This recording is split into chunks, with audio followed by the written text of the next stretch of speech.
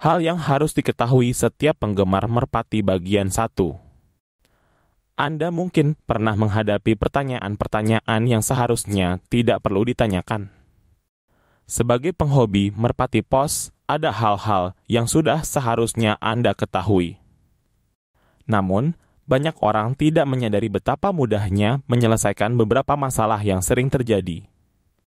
Dalam video ini, saya akan membagikan beberapa tips penting yang mungkin dapat membantu Anda dalam merawat dan melatih merpati pos dengan lebih baik. Video ini mengambil materi dari artikel @Charlatans yang berjudul Good to Know Part 1. Artikel ini berisi wawasan berharga yang dibagikan @Charlatans untuk dapat membantu kita dalam memahami berbagai aspek perawatan dan pelatihan merpati dengan lebih baik. Tetap tonton hingga akhir, karena setiap poin bisa menjadi solusi atas masalah yang mungkin pernah Anda hadapi. Siapa yang belum pernah lupa memasang cincin pada anakan merpati? Atau mungkin suatu hari Anda menemukan cincin yang seharusnya sudah terpasang, tetapi merpatinya sudah terlalu besar. Jangan panik. Dengan sedikit keterampilan, cincin masih bisa dipasang meskipun anak merpati sudah mulai besar. Bahkan, saya pernah berhasil memasang cincin pada anakan yang sudah bisa berjalan di dalam kandang. Bagaimana caranya? Siapkan air hangat sekitar 2 cm dalam sebuah wadah kecil dan tambahkan sedikit sabun. Celupkan kaki merpati ke dalam air selama sekitar 2 menit. Anda akan melihat bahwa kakinya menyusut sedikit mirip seperti jari tangan yang terendam air dalam waktu lama. Oleskan sedikit sabun pada kakinya, lalu dengan hati-hati masukkan cincin menggunakan kain atau sapu tangan untuk menghindari gesekan berlebihan. Namun, metode ini tidak selalu berhasil. Jika usia anakan merpati sudah terlalu besar, kemungkinan kakinya akan membengkak setelah dipasangi cincin. Jika itu terjadi, gunakan salep kortison 2 kali sehari untuk mengurangi pembengkakan. Namun, Anda harus berhati-hati. Kortison termasuk dalam daftar zat terlarang dalam pemeriksaan doping untuk merpati. Apakah Anda pernah mengalami masalah ini? Jika iya, bagaimana Anda mengatasinya? Tulis pengalaman Anda di kolom komentar. Terkadang, Anda mungkin menemukan kembali merpati muda yang sempat hilang. Anda tentu ingin merpati tersebut tetap tinggal di kandang, tetapi ada risiko besar bahwa ia akan terbang kembali ke tempat sebelumnya, terutama saat pertama kali dilepas. Apa yang bisa dilakukan?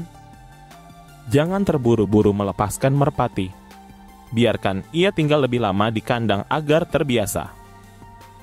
Jika ingin melepaskannya, lakukan pada sore hari atau saat cuaca mendung dan hujan ringan. Melepaskannya di pagi hari atau saat cuaca cerah hanya akan meningkatkan kemungkinan ia kembali ke tempat sebelumnya. Jika memungkinkan, coba pasangkan merpati tersebut dengan pasangan baru di kandang Anda. Hal ini bisa memperkuat instingnya untuk tetap tinggal. Saya pernah mengalami kejadian ini pada tahun 2007. Saat itu, saya kehilangan hampir semua merpati terbaik saya dalam perlombaan dari Pithiviers. 3 bulan kemudian, seekor merpati betina saya kembali dalam kondisi yang sangat baik, seolah-olah ia tidak pernah pergi jauh. Namun, saya tidak berani melepaskannya lagi sampai ia sedang mengerami telur. Merpati memang memiliki naluri yang sangat kuat terhadap rumahnya. Namun, jika mereka sudah merasa nyaman di tempat lain atau memiliki pasangan baru di sana, maka kemungkinan besar mereka tidak akan kembali. Apakah Anda pernah kehilangan merpati yang akhirnya kembali? Bagikan cerita Anda di komentar. Beberapa penghobi merpati percaya bahwa memberi mandi paksa dengan air hangat setelah balapan dapat membantu mengendurkan otot merpati. Namun, itu tidak benar. Mandi memang penting, tetapi harus dilakukan secara sukarela oleh merpati. Tujuannya adalah agar mereka dapat menata kembali bulunya, bukan untuk mengendurkan otot. Jika mandi dilakukan secara paksa, air tidak akan masuk ke kulit dengan baik sehingga manfaatnya menjadi sia-sia. Jadi, sebaiknya biarkan merpati mandi dengan keinginan mereka sendiri. Bagaimana pendapat Anda tentang mandi paksa? Apakah Anda setuju atau punya pengalaman berbeda? Beritahu saya di komentar. Beberapa tahun lalu, saya skeptis terhadap produk tambahan untuk merpati, termasuk cuka apel. Namun, setelah melakukan percobaan dengan memberi merpati air yang dicampur dengan cuka apel dan bawang putih selama 3 hari dalam seminggu, saya menemukan sesuatu yang menarik. Sejak saat itu, mereka tidak pernah mengalami penyakit trichomoniasis atau canker lagi. Apakah ini kebetulan? Atau benar-benar bekerja?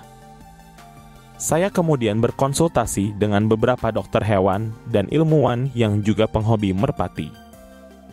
Ternyata, mereka semua mendukung penggunaan cuka apel dan bawang putih sebagai tambahan alami untuk menjaga kesehatan merpati. Apakah Anda juga menggunakan cuka apel atau bawang putih untuk merpati Anda? Jika iya, bagaimana pengalaman Anda? Saya ingin mendengar pendapat Anda di kolom komentar. Terkadang, Anda ingin memindahkan telur merpati ke induk asuh. Namun, ada satu masalah. Waktu penetasan harus sesuai. Jika telur yang ingin ditetaskan lebih dulu dibandingkan telur dari induk asuh, tidak perlu khawatir. Anda dapat menyimpannya hingga 1 minggu dengan cara berikut. Ambil telur segera setelah yang kedua diletakkan. Simpan di tempat bersuhu antara 7 hingga 17 derajat Celcius. Putar telur setidaknya sekali sehari agar tetap sehat. Jangan pernah menyimpan telur di dalam kulkas. Setelah pasangan induk asuh bertelur, Anda dapat dengan aman menukar telur-telur tersebut. Itulah beberapa hal penting yang perlu Anda ketahui sebagai penghobi merpati. Apakah ada hal dalam video ini yang baru bagi Anda? Atau apakah Anda memiliki metode lain yang lebih efektif? Bagikan pemikiran Anda di komentar. Saya akan membaca dan merespons sebanyak mungkin. Jika Anda merasa video ini bermanfaat, silakan tekan tombol like dan subscribe agar Anda tidak ketinggalan informasi penting lainnya seputar dunia merpati. Terima kasih telah menonton dan sampai jumpa di video berikutnya.